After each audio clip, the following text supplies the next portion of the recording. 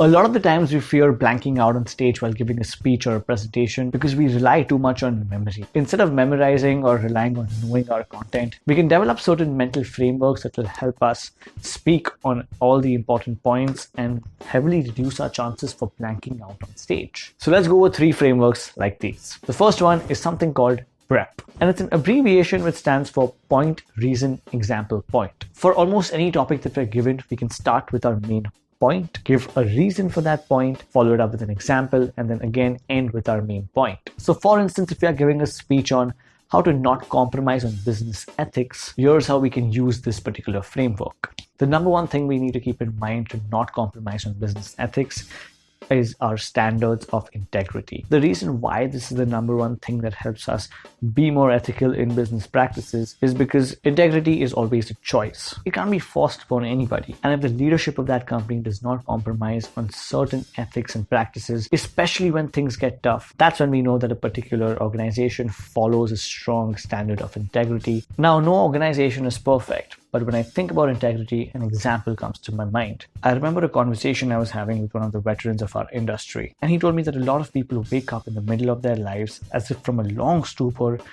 to realize they've compromised their most core values in order to get ahead in their work, or even keep jobs that they hate. And that regret hurts them way more than anything that would have in the moment they compromised on those ethics. And that's why maintaining standards of integrity are so important. It helps us reduce regrets, and it helps us as well as the people around us be happier in the jobs that we keep. Now, I know I've condensed this framework down into a very short speech, but the best thing about it is that unless your speech is very long, we can take this framework and just keep extending points to it or keep looping it around. The idea is to have one core thought that goes through the entire speech, and we give supporting reasons, credible evidence, and examples to support that core thought. The next framework is something known as PPF, and it stands for past, present, and future. One of the most simple and one of my favorite frameworks to use. For example, if you need to give a retirement speech for a colleague and you're very nervous about it,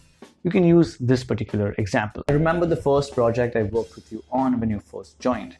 To be honest, we didn't get along very much in those early days.